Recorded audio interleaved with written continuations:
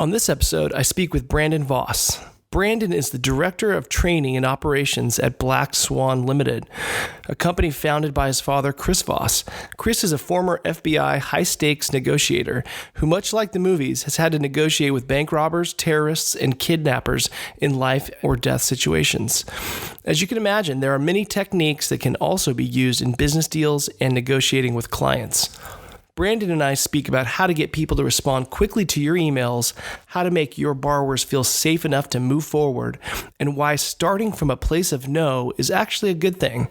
Listen close as Brandon reveals proven hostage negotiation techniques to help you succeed in your day-to-day business. Welcome to the $1 Million Mortgage Experience Podcast. Listen in as CEO Jon Maddux of FundLoans reveals tips, secrets, and origination ideas to fill your pipeline with $1 million opportunities. All right, Brandon, thanks for coming on the show. How you doing today? I'm doing well. I'm excited to be with you today. You know, I think this is going to be a cool thing. But yeah, I'm happy to be here, man. I'm happy to talk about some of this stuff. That's great. So your company is Black Swan. Tell us a little bit about, what you guys are about.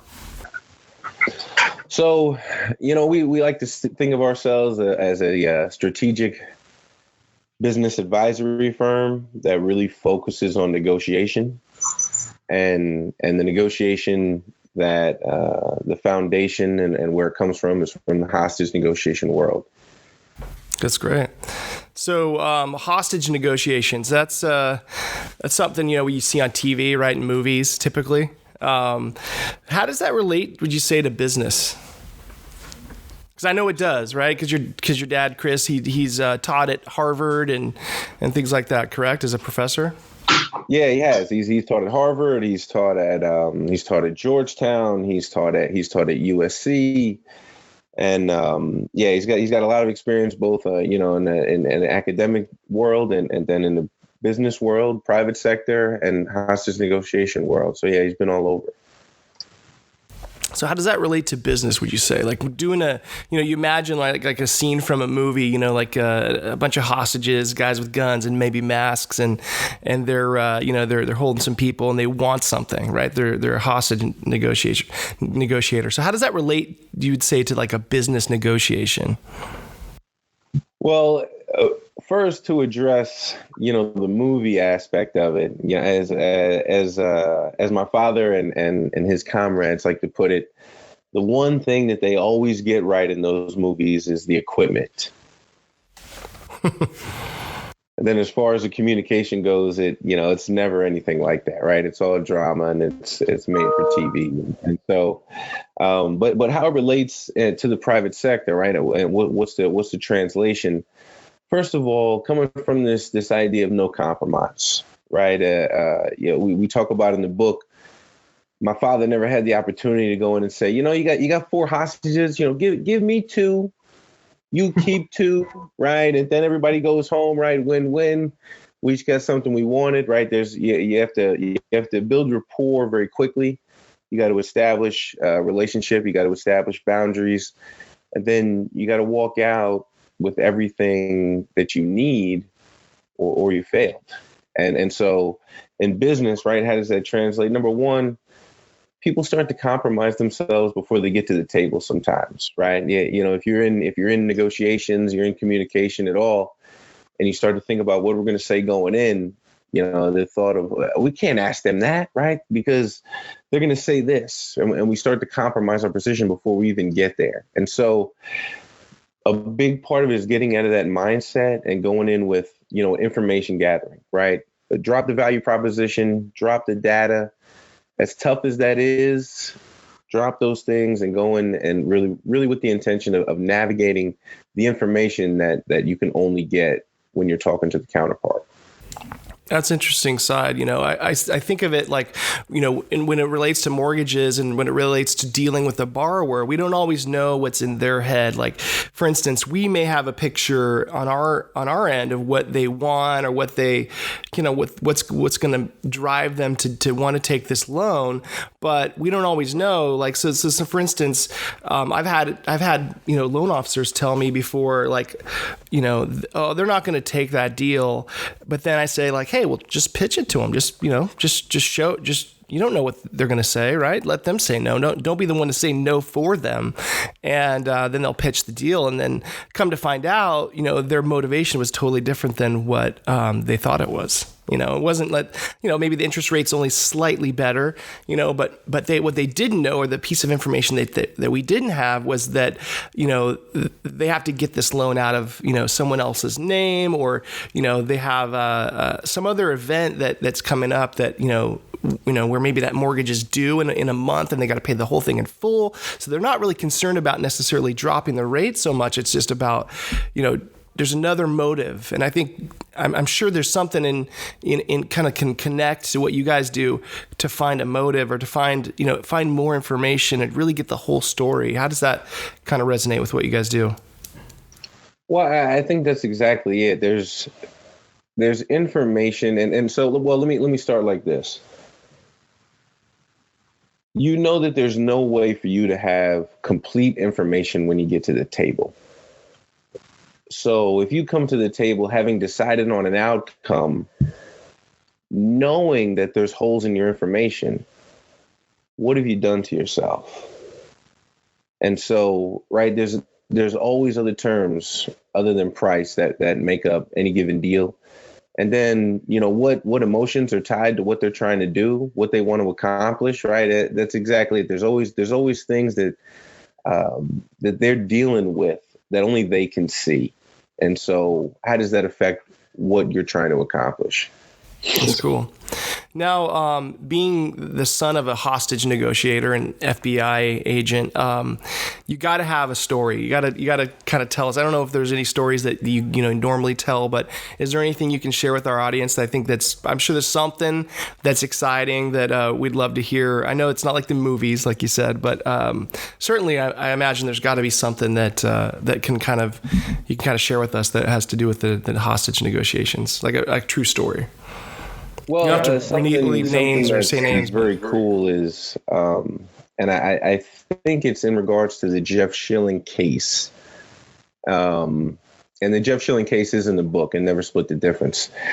And so they're trying to, get across to the hostage taker that, Jeffrey, the person they're holding is a real person, right? And don't hurt him. And this happened to be taking place in an area that was a Muslim country, and mothers are important in that country, and so in an effort to endear the hostage to the hostage taker, and also show him as a human being, and then also use the media. These guys watch TV too, right? They read the papers, right. They hear what's happening, and in order to use it and also use the media as a place of influence.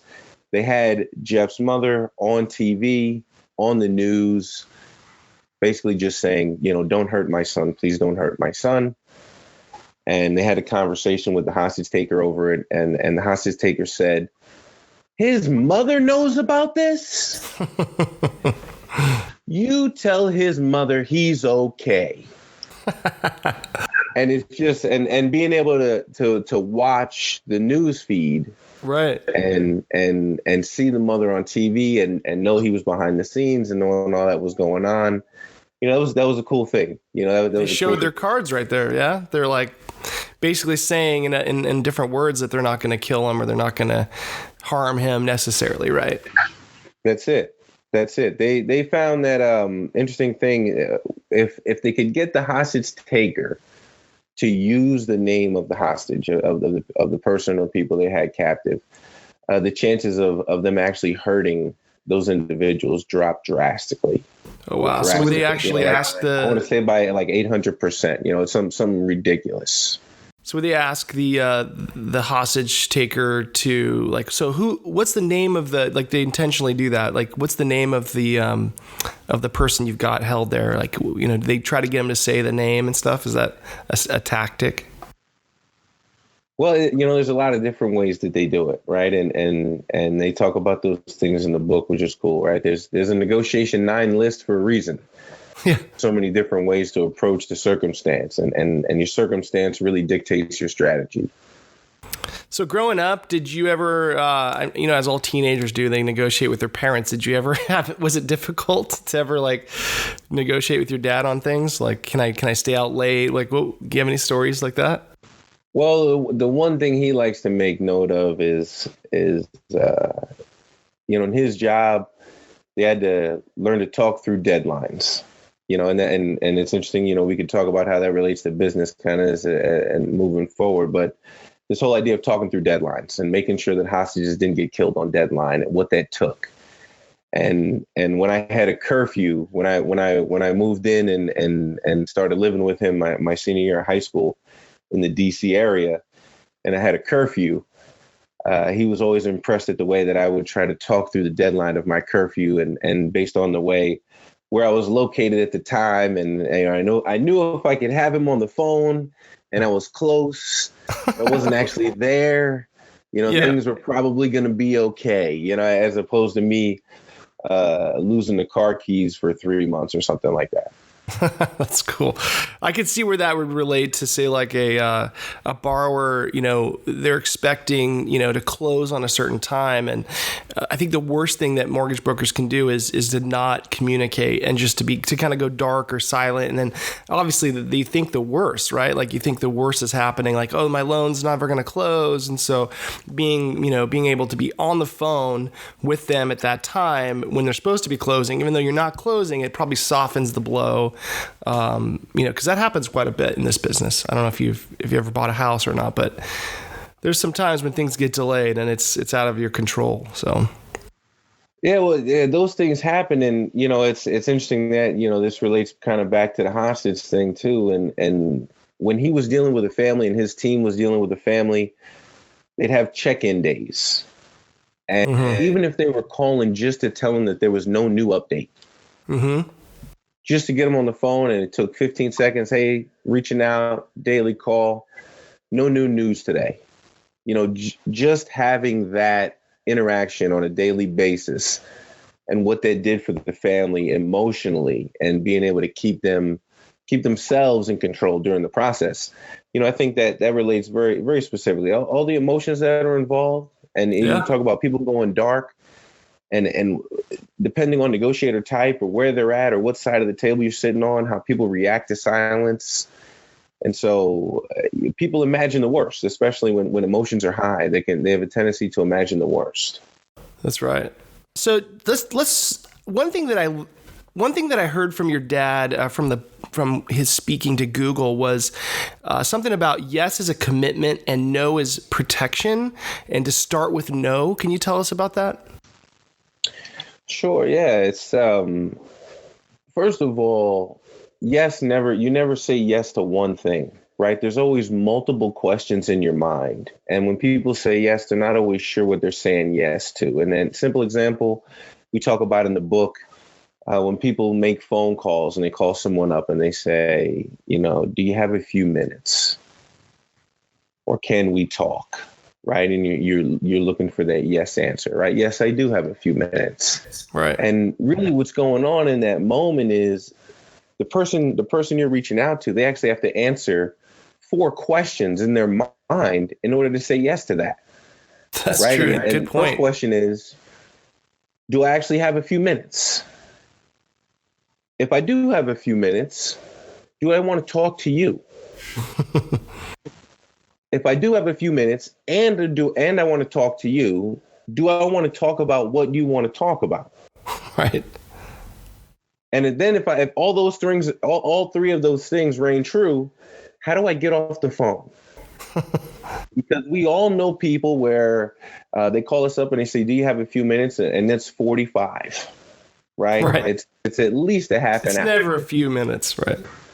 Yeah. And so we don't realize our intention is not that from our end, right? That's not what we intend. But that doesn't matter because that's what's being interpreted on the other side. That's what's ringing in their head. Right. And so when you go in and you change simple questions where you're looking for a yes to looking for a no, it shuts that other voice in their head, right, that's going, it shuts that voice down. There's something about the ability to say no to something that just makes people, because it also it protects your own autonomy. It's kind of empowering. Exactly. That's a good way to put it. It's empowering. When people can say no, when they can turn things down, they protect their autonomy, and it's empowering. Yes. So no is a good way to start a conversation. Tell us. I know that's part of the book too. No is not the end of the conversation. No is how to start a conversation, kind of thing, right? Well, that's part of it. That's part of it, right? It's. I think I took a leap from what we were talking about into a whole other thing. So let's back up a little bit because I want to unpack that other thing you just said about. So give us a specific way to make a phone call using that technique that you just like. How do you start a conversation? Oh, it would be simply a simple change would be is now a bad time. That's a lot better. Because they can say, oh, no, not a bad time to talk. I can talk. It's almost like doing a takeaway, right? And psychologically. Well, it depends on what you're aiming at, right? I mean, it's we talk about creating emotional moments in negotiation. And so when you're talking about taking something away, right, what exactly are you looking to take away? You're trying to take away a negative feeling. You're trying to take away the little voice. You're trying to take away the heightened emotion. Maybe take away what are you aiming at? Taking away all the uncertainty about, you said there's 4 things that they had to decide. So you're taking away all of that, right? You're making it easy for them to say that they can talk when, let me give you an example. One of the things that I would do as a loan officer when I would send out an email is I always teach, and I always use this because it works, is I always like to end the email with a question mark, and I like it to be short and sweet. And sometimes I like to say something that gives them a chance to say no. So let me give you that example. So I owned a website called afterforeclosure.com. And people would go into that website. They'd fill out a form saying, "Hey, I want to buy a house after foreclosure." And one of the things that I do is when I get that email from them, I'd reply back and I'd say, "Are you locked?" Like I'd ask them, like, "Thanks for doing the inquiry. Looks like we might be able to help you." Like just a real quick 3 sentences. And then the last thing I would say was, "Are you presently locked in a lease?" And when I say that takeaway is like, I know you could maybe unpack that better, but what I felt like is a way for them to say, no, I'm not locked in a lease. And because if you say, are you locked in a lease? You're almost saying like, oh, it's more like a disqualifier. Like maybe you're not, it's an easy way for someone to say, yes, I am qualified because I'm not locked in a lease. You know what I mean? Does that make sense? Yeah, it does. It does. And one thing, one great point about email that I think you mentioned, especially in this day and age, we have so much communication through email and more negotiation takes place through email than we probably wish would or actually should in the long run. But right. That said, keeping things short, right? Less is more in an email. Everyone's probably been guilty of writing a long email. Right. But it'd be hard pressed to find somebody that really liked reading a long email. Everybody's written one, but find somebody who likes reading them. So, right. And then get right to the point. And so I like that because you are looking for a no. I mean, the thing there is that's your intention. And so this whole idea of again, empathy and creating emotional moments, your intention of the question is felt by the other side. But then understanding how they interpret that feeling is where you got to navigate the situation, right? And it's dangerous when we start to assume things based on what we think to be true. Right. So by saying is now a bad time to talk, what does that do to the mind? Like you were talking about, emotional or empathy. Like, what does that do to the mind when you say is now a bad time to talk? It's interesting. In this day and age, it's great that we have all these brain studies and all this technology. We can actually stick rods in people's brains and measure what's happening when they see pictures, when they say things while they're talking. And so we know that dopamine and serotonin are naturally occurring chemicals in the body, and we talk about ways to actually affect those chemical dumps through your communication, whether it be your tone of voice or managing that emotion. And so I think when someone is looking to say no, if you're going to break it down from that side, there's probably some sort of a serotonin dump, a mood regulating drug that's being dumped in, because they can turn you down, right? Essentially, they're turning something down. You just gave them power. They're not tied to anything when they say no. No matter what it is, they're saying no to. And it's just how you frame your question. That's very interesting. I love the way that kind of works. So after you say is now a bad time, and they say no, is there a follow up to that, or you just get right into it, or what do you usually? Well, if you're scripting it out, right, depending on how you're looking at things and what your prep time is, and all that comes in consideration, right? How much time we actually have. But the next step would probably be to state a time frame. Right? Is it impossible to take 15 minutes out of your day? But then also be conscious of, especially if you're on the phone, have a timer next to you and make sure that you keep that 15-minute mark. And at 13:58, you're interrupting the conversation no matter what to say, hey, I want to make sure we keep this at 15 minutes. We got about a minute left. Last point, agree to meet again, and then get them off the phone. Because at the very least, we also talk about impressions in negotiation. And so we all heard how important first impressions are. Well, what's more important than a first impression? It's a last impression.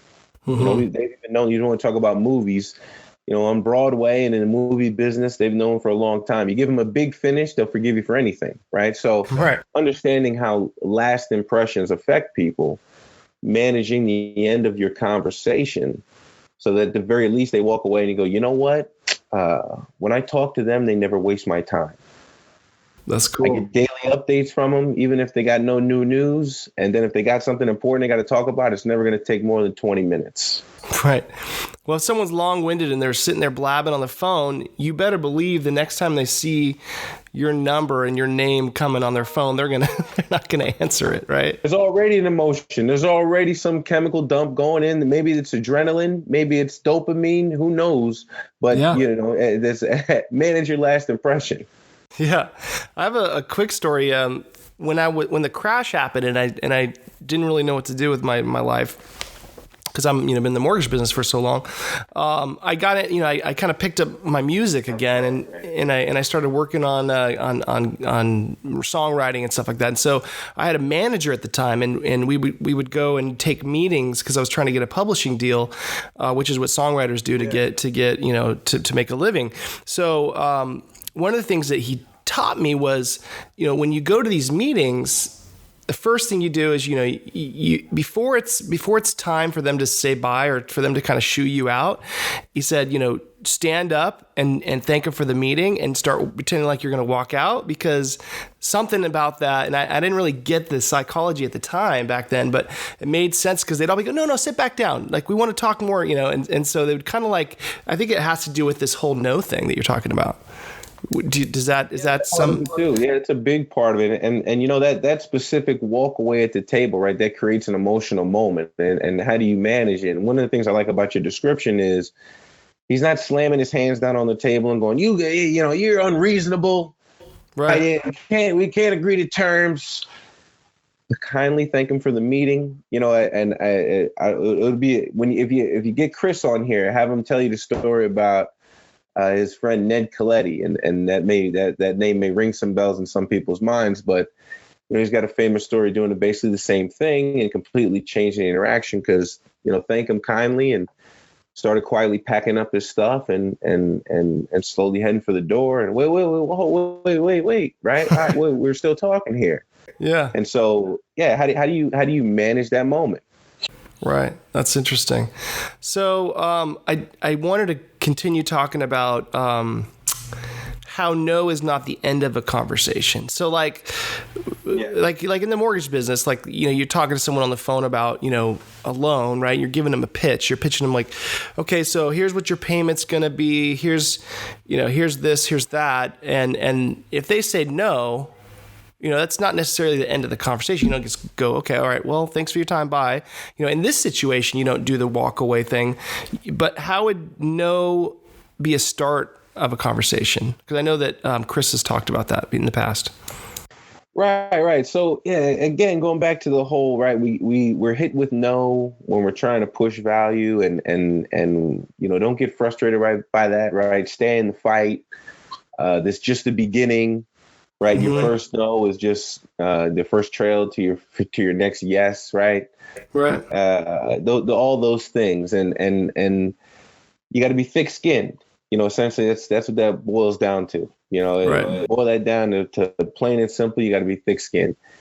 And really, we kind of turn that on its head a little bit because we're looking for no. We're trying to make them say no. It's not about getting a rejection and figuring out how to bounce back. It's leaning the conversation to make them say no. So, going back to our example before, is now bad time? Is it gonna ruin your day if I soak up the next 15 minutes? Gotcha. 2 no's in a row, bang bang, and now you got them locked in for 15 minutes. And so at this point, you've probably got their full and undivided attention for maybe 15 seconds. And so, are you gonna waste that on accidentally running over and talking for 2 minutes, or are you gonna throw something like a label at them, like we talk about in the book? Tell us about that. Open up the floodgates. What someone in one of the real estate courses I know my father's doing referred to as opening up the floodgates of truth telling.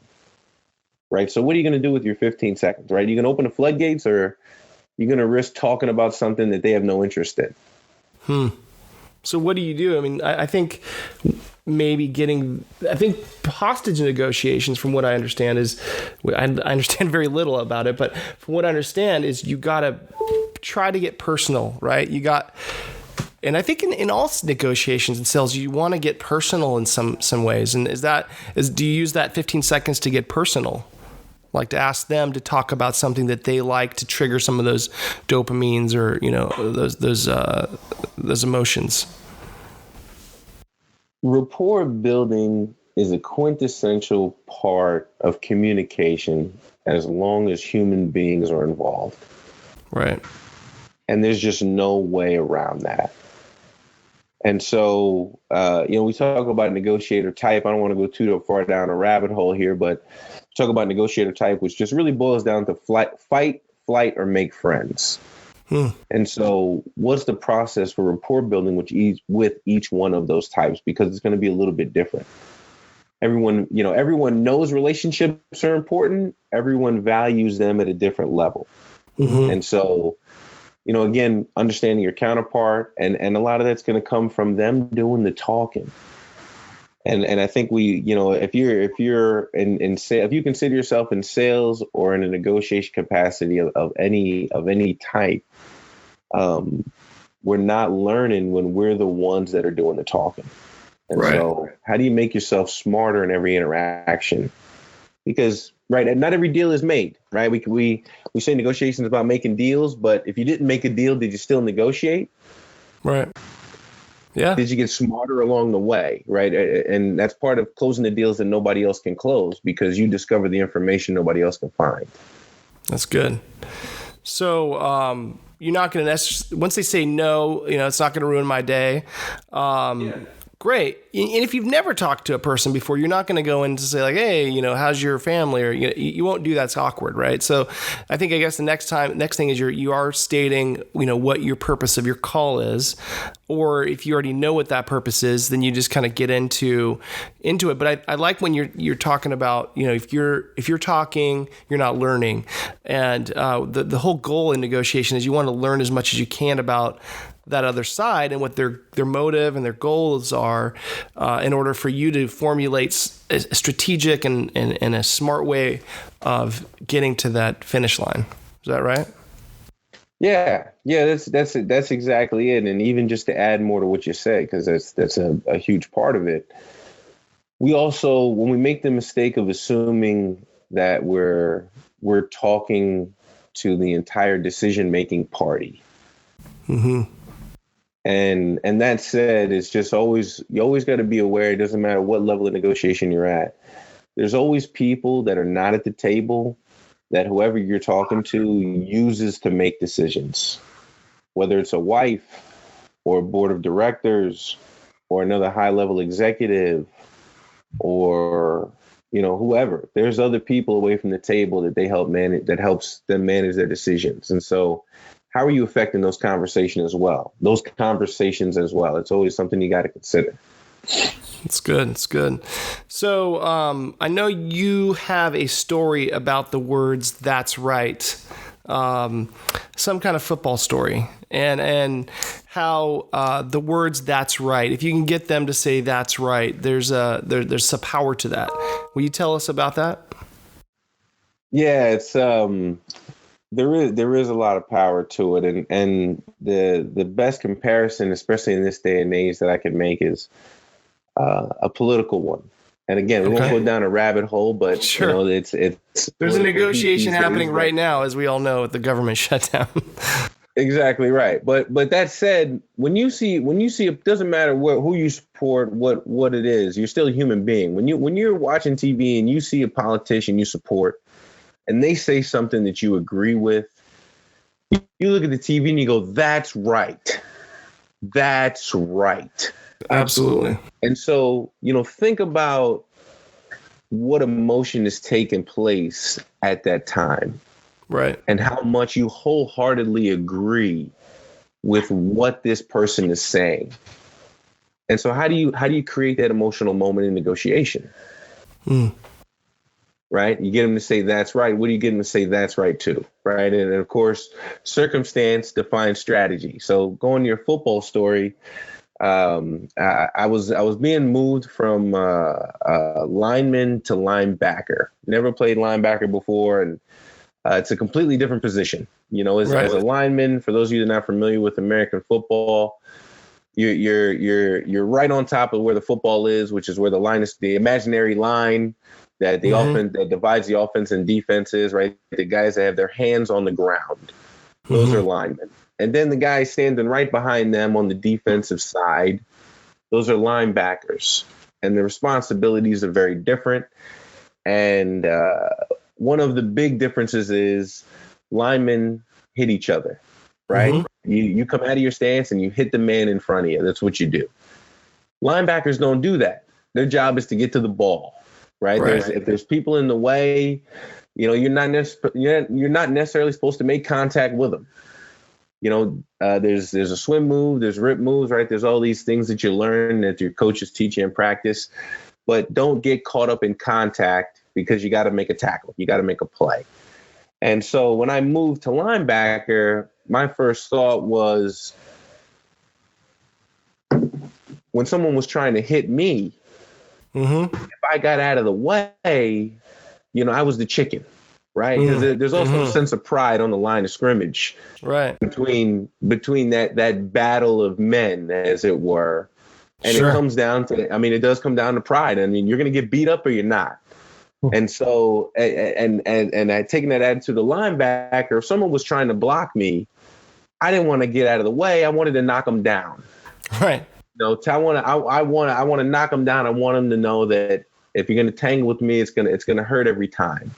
Sure. And so it's much more of a subconscious thing as I'm playing the position, because we'd be in a game and I'd knock down 4 or 5 people and someone else would make a tackle and I wouldn't make the play, but I would cause havoc.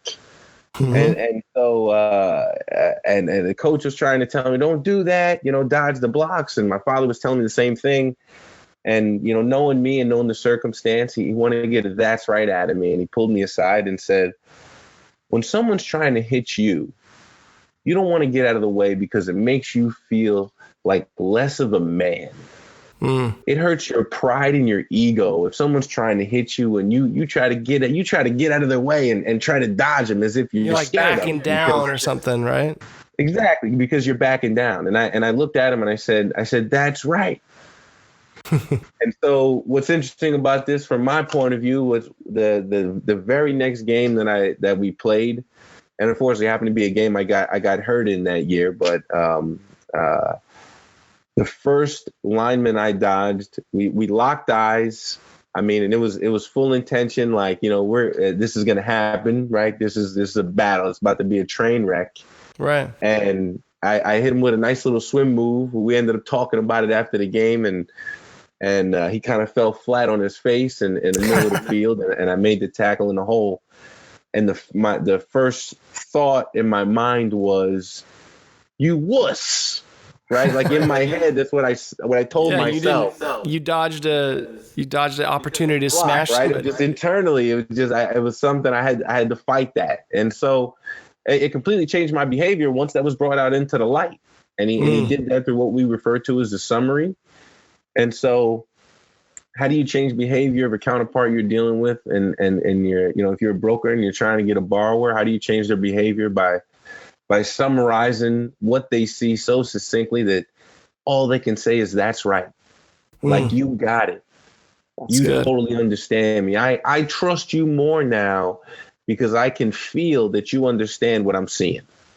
So that's good. It makes it, so there's a good point there. I mean, if you understand what the borrower wants and what they want to accomplish, and then you reiterate that or you say that back to them, there's a power in that, because they really truly feel that you understand them, and then they can trust you, right? Because then they know, okay, wow, he knows what's in my head, or she knows what's in my head, so that they can move forward and accomplish that. So then they kind of I guess they probably can then have less stress about the deal, less fear, I guess.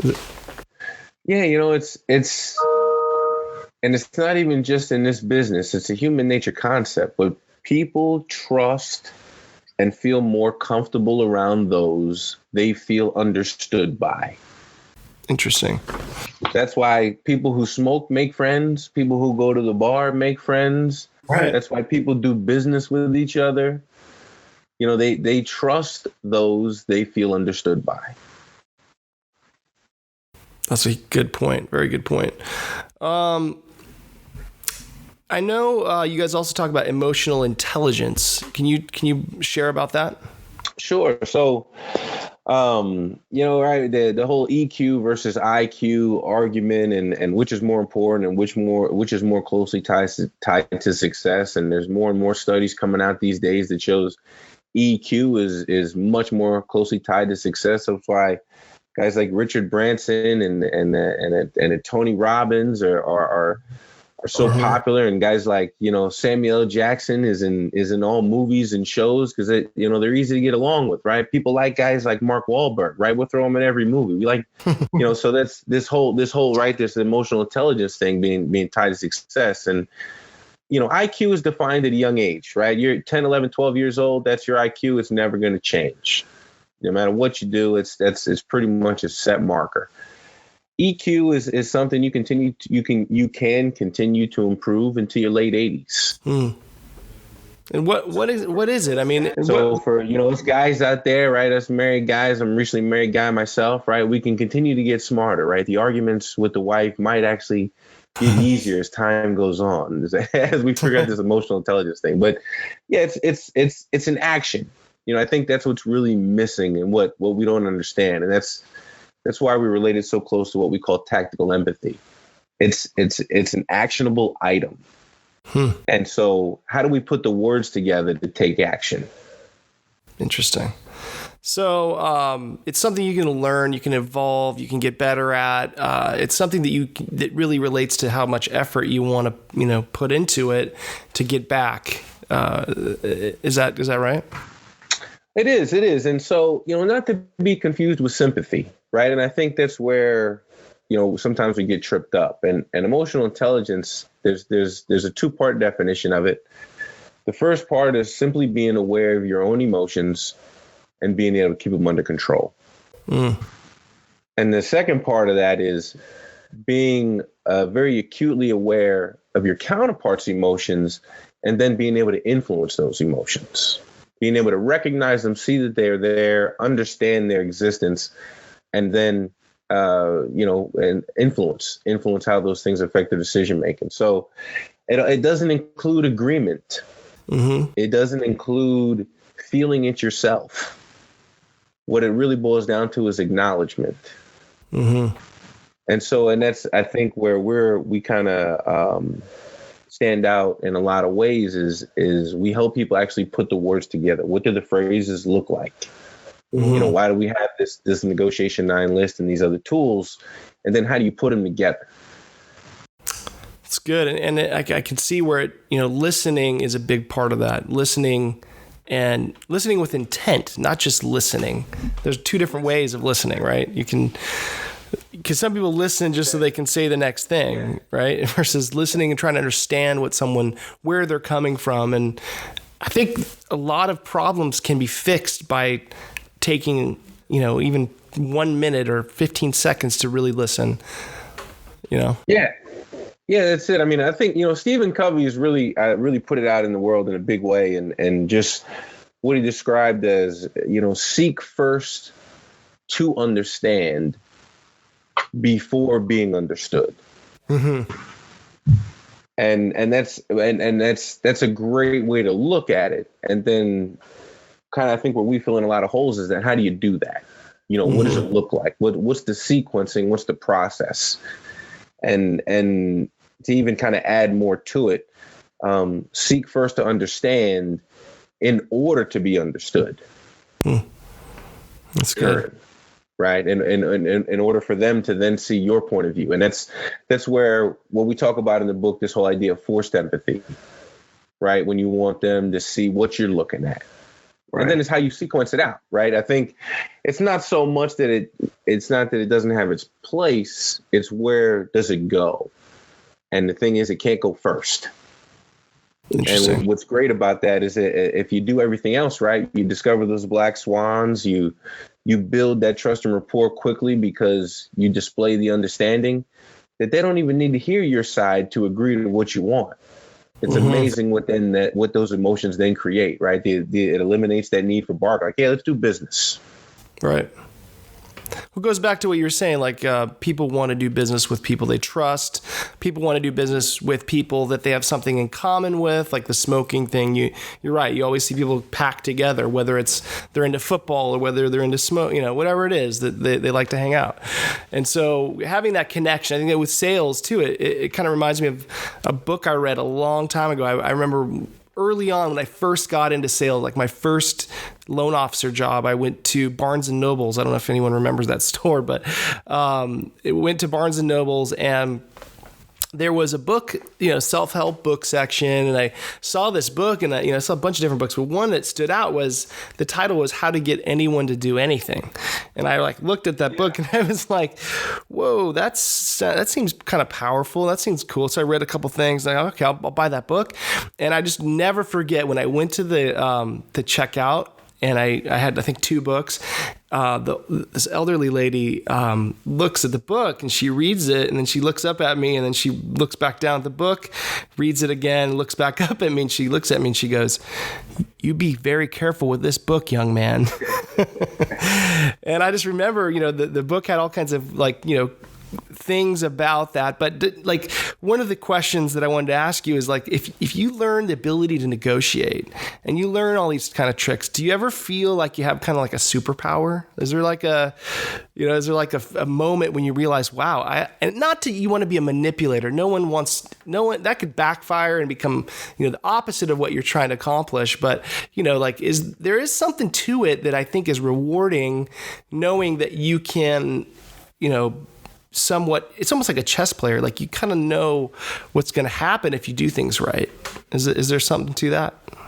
Yeah, it's there's so many elements to that question that I feel like I could come at that from, and so please help me redirect if I get too far off topic here because I just got a lot bouncing around it because I think it's a great question. But first of all, I think one of the problems with negotiation and what scares people is the undertone that one side's going to get taken advantage of. Right. And so, and then also there's this thought of in negotiation, there's a silver bullet, right? If I say the exact right thing, it'll be like I sprinkled fairy dust on them and they just agreed to what I wanted. Right. And that whole thing. And, at the end of the day, people make deals because they feel like it. Right. Now, do they feel like it because they're under tremendous amounts of pressure from you or what they're feeling on their side or the threat of loss or whatever it is, all those negative things, or do they feel like doing it because, they got trust and rapport and they feel understood? And so, so the skills are designed to create a collaborative environment where both sides make a lot of money, right? We're making good agreements. We don't want agreements that end up hurting either side. And so, right, what does that look like? So, I think, excuse me, I think when you go in with the intention of navigating understanding, then it changes your perspective a little bit as far as trying to pitch value or show them the way. Because, right, there's all kinds of buyer's data out there anyway, right? The buyer's journey statistics, up to 70% of their mind is made up before we even speak. Right. And so nobody's close rate 70%. Sure. Think about that. And it's like, well, if we're on the phone, then we want to assume they have an open mind and 70% made up. Why aren't we close to 70%? And so, the misconception, again, that they do have an open mind. If they got a 70% mind made up, then it's just whether or not they made up their mind about you or they made up their mind about something else and they're just wasting your time. So there's a lot of elements, and it's just how you approach the conversation from trying to understand, and also what that does for you is you don't got to do a lot of work. It alleviates your side if you go in with the intention of we're going to see what they have to say, and then we're going to agree to meet again. Right. In the first couple of stages of negotiation, that takes a tremendous amount of pressure off of you. So I know that was long-winded. I kind of jumped way all over the place, but does that add to the conversation, is it ridiculous to say that added to the conversation at least a little? Right. And I think there's so many ways and there's so many books. I mean, I one of the things that people say is like the power of yes, right? So when we first started talking about this no thing, it's like, well, what about yes? You want them to get them to say yes, yes, yes. So then they say yes to the deal, right? So it's like, where do you cross from no to yes? And then I know there's probably a tactic in there somewhere, right? Like, well, so, there's I don't like to refer to them necessarily as training wheels, but that's one way to look at it. And so how do you kind of start the momentum to get a good no question started or get a good label started, where you're not necessarily going for like that closed-ended yes. Right. One of the ones we talk about in the book is have you given up on, right? And when we talk about in the context of through email, you haven't heard from somebody in a while, you don't know what's going on with the deal. Have you given up on X? Put in the subject line and shoot it out there. That's good. So the other thing about the emotional moment too that's created there is, nobody likes to give up. Yeah, it's true. To be a quitter. Right. And that's just human nature. And so structuring it in there in that sort of way. And then, of course, putting the subject line, nothing in the email body. We know human nature is people scan their subject lines when they read their email. Yeah. And cipher mentally the levels of importance. And then some people get responded to and not everybody does right away. And so understanding that as well, writing the subject line front and center. And now you're sparking a new conversation. That's a great tool because I've never heard anyone tell me what should I put in the subject line. That is a great. That I'm going to add to my end an email with a question mark, because I always like to do that if I want a response, and I'd like to keep it really short, but also to put that in the in the subject line. That's huge. Now imagine that works. Do you have any statistics, or do you have anything where like you've talked to someone and, given a couple tips like this business wise, and they're like, wow, man, that changed the responses, or, anything like that? Well, a couple of things. One more just to add to emails, ending your emails. How does this sound? Is a bad way to end an email. You don't want to use that. Terms. But yeah, it's and sorry, what was the original question? Because now I lost my thought. No. So don't end with how does this sound? No, how does this sound? Yeah, end with that. Like use that as end an with ending. That. Gotcha. I was thinking you were saying don't end with that. I was like, whoa, we end with that a lot. That's good. I took on a little tangent there before I answered your original question there. No. I was saying, do you have any examples of people who've come back to you and said, after you've given them these tips, like what has been the percentage of response rate kind of going up, or like the because I know there's a lot of people out there that are doing a lot of marketing and they're not getting a response. So if you do these things, like if you add that subject line thing, or if you end a sentence, a short sentence, like how does that sound? ? Have you seen, like, what has been the response from your clients? Because you do business to business, right? Like you're teaching people. So what have they said to you about, like, wow, that's changed my business, or that's improved, my responses from my clients? Like, what do they say? Yeah, so a couple different things, and so the longest that we know of as a response time to a no-oriented question through email with the subject line is 24 hours. And it happened to my dad. And it's because the receiver was on the other side of the world at way different time zone.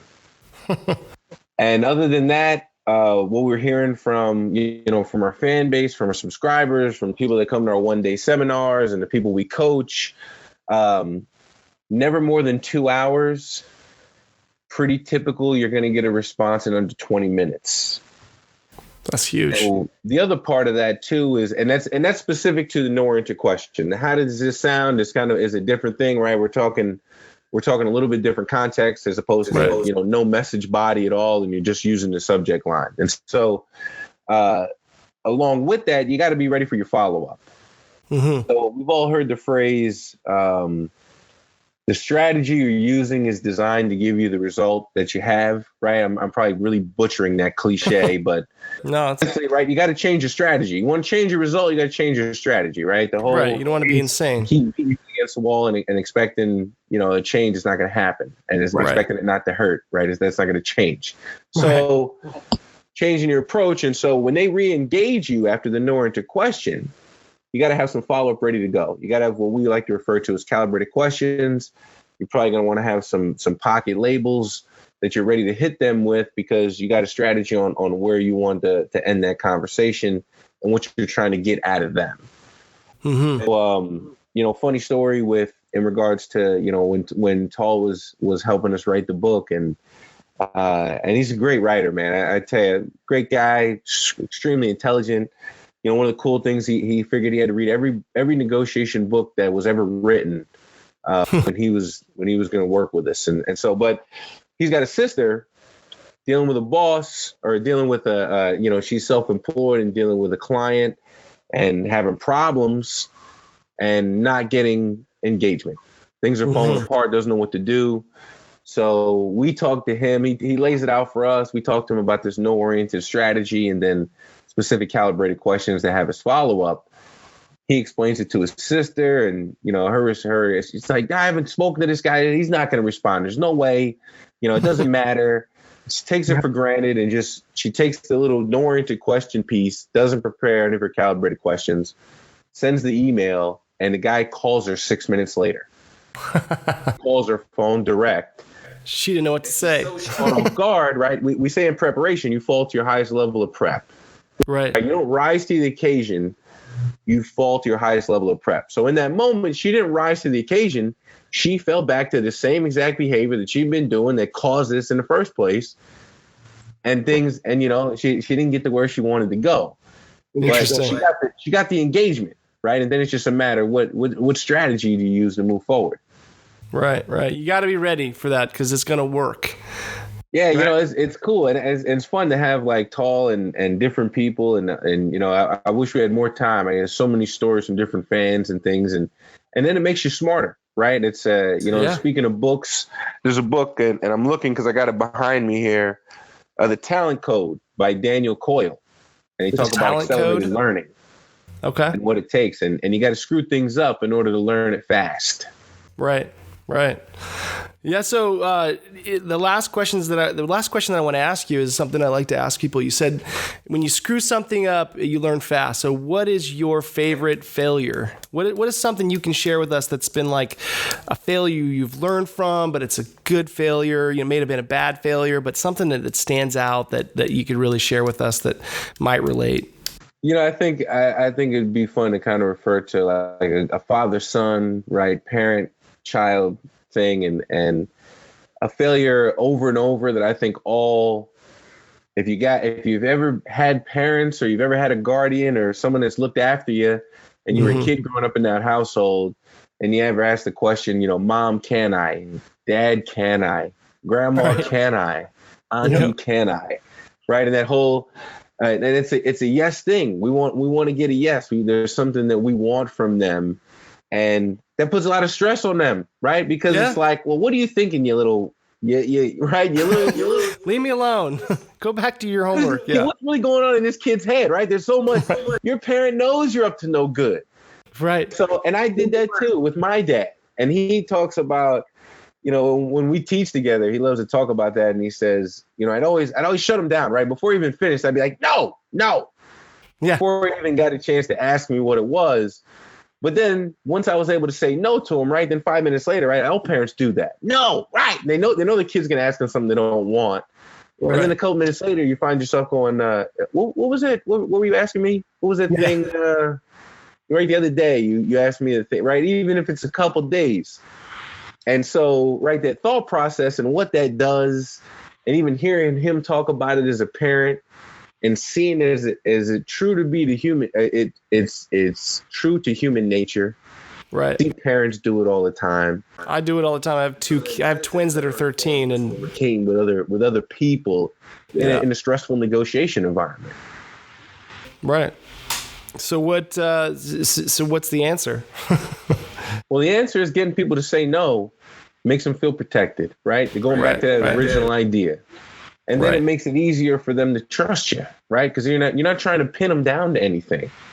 It's another small building block towards rapport. You're crossing several bridges at the same time.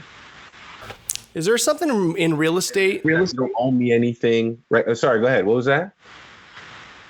Sorry to cut you off. Is there something in real estate that is relatable to the no?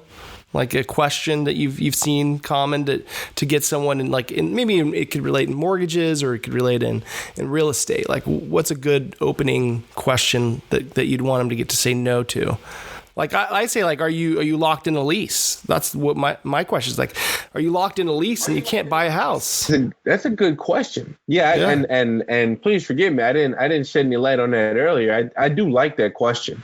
I mean, it gets right to the point, and again, you're aiming for that no, and you're trying to keep your communication short in that regard. So, yeah, that's not a bad one, and I think emotionally, especially when it comes to residential real estate, commercial real estate even applies to a certain degree because it can be so big, right? And how people are tied to the business, but especially in residential, it's people are making they're moving their lives around.